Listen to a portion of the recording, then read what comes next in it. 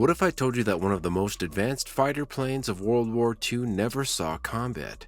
The Grumman F8F Bearcat, a plane designed to be the ultimate carrier-based fighter, pushed the limits of speed, agility, and power. Dubbed the secret World War II fighter America never used, the Bearcat was built to dominate the skies and take on the world's best aircraft. Yet despite its groundbreaking design and unmatched performance, it never got the chance to prove itself during the war.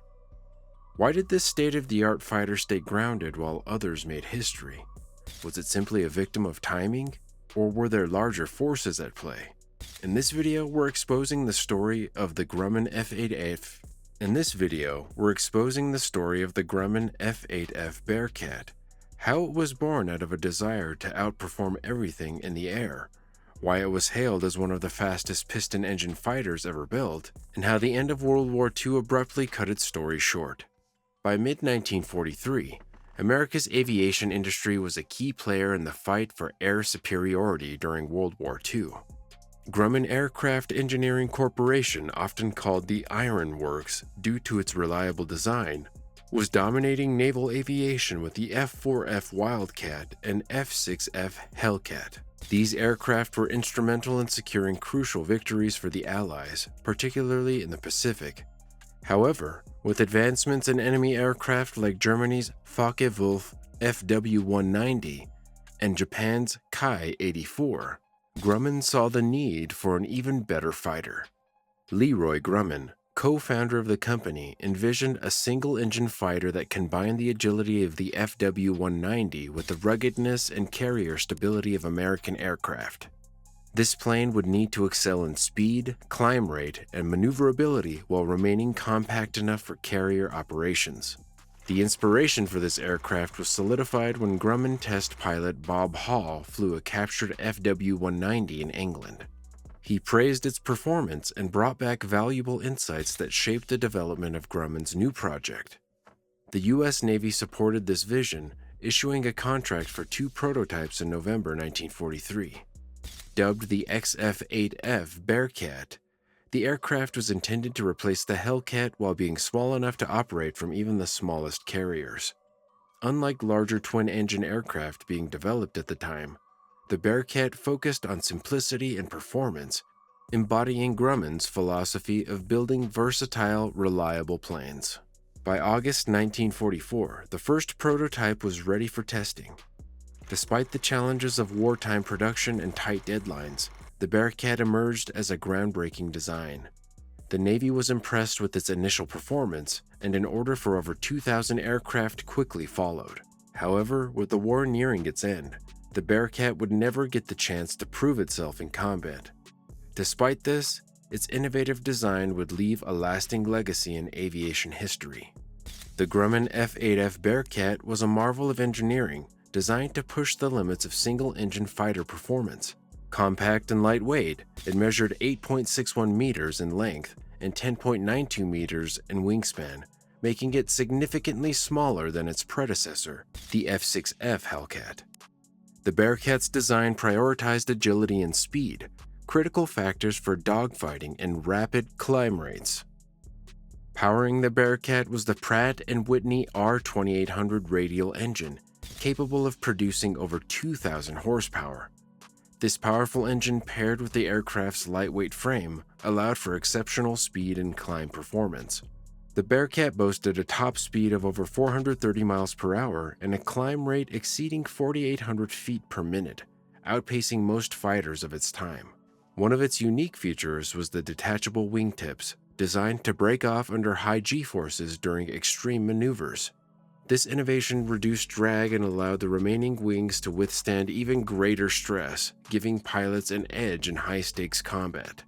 The wingtips also reduced the aircraft's overall weight, improving its agility.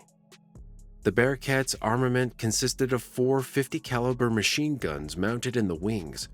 While effective, the setup was considered light for late war standards.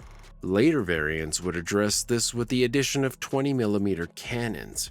The aircraft also had provisions for underwing hardpoints, allowing it to carry bombs, rockets, or external fuel tanks, further enhancing its versatility. The cockpit featured a bubble-style canopy offering pilots excellent visibility in combat.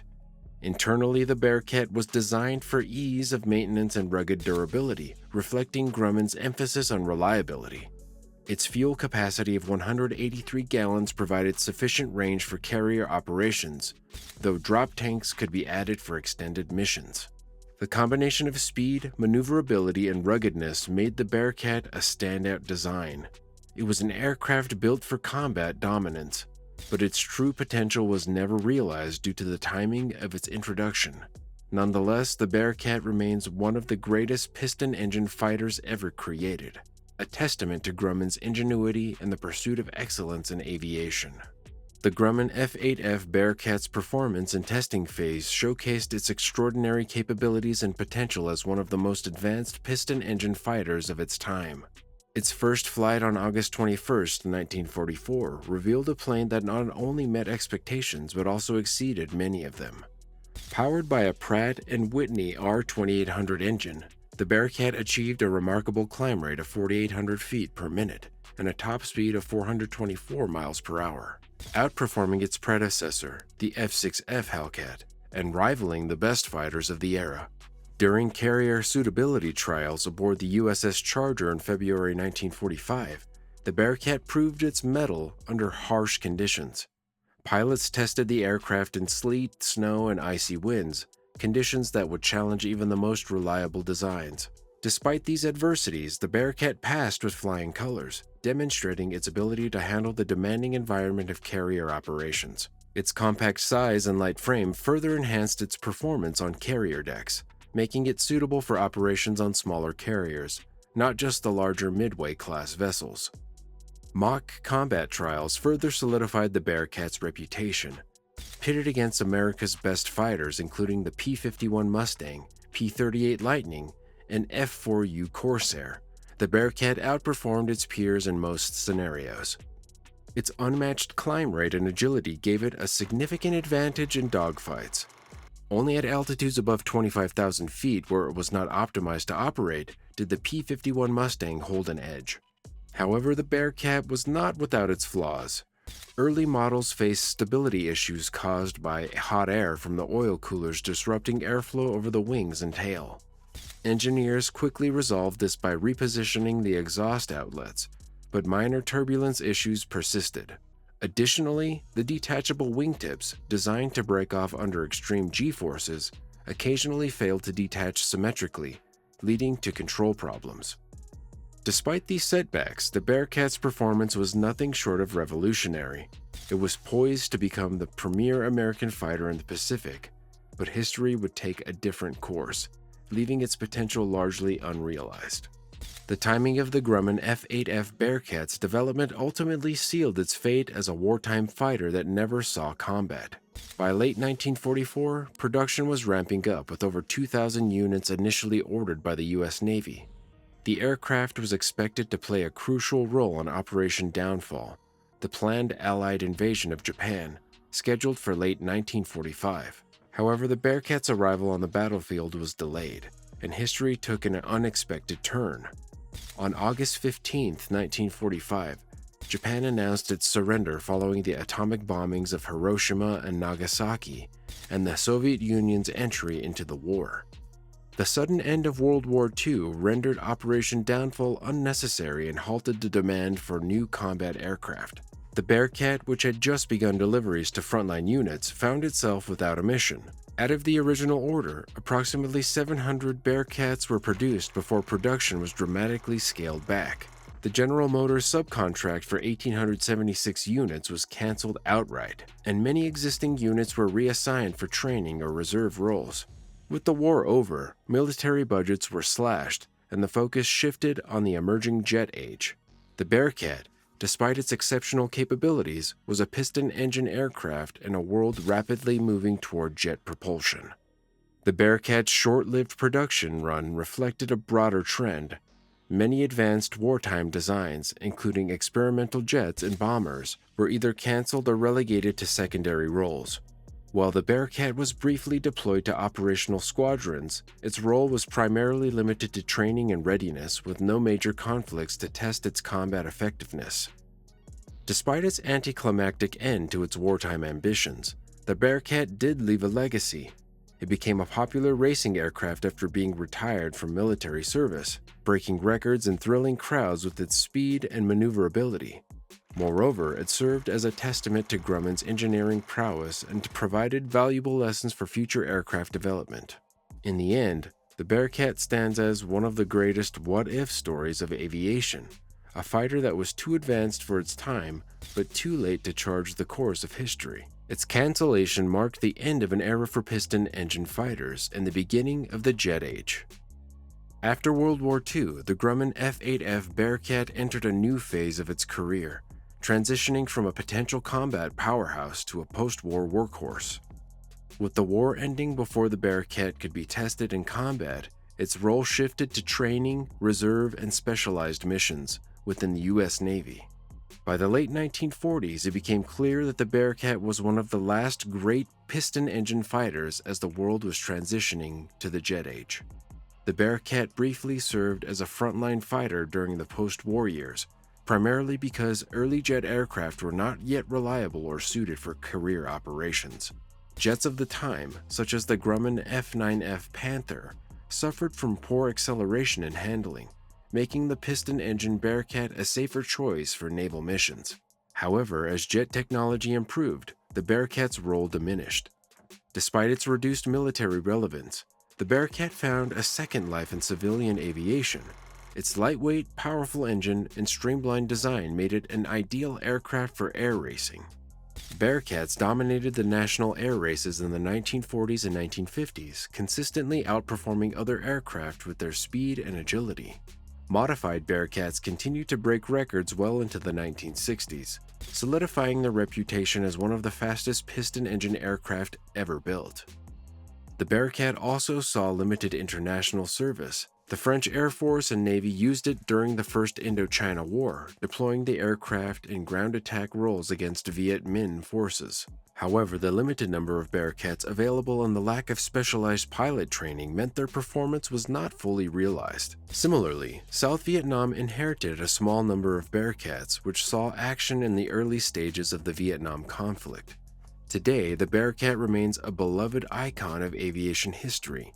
Many surviving examples are preserved in museums, while others continue to fly at air shows and races, thrilling enthusiasts with their speed and elegance. The Bearcat's legacy is a bittersweet reminder of a plane that was both ahead of its time and a victim of its timing, a brilliant design overshadowed by the rapid pace of technological change.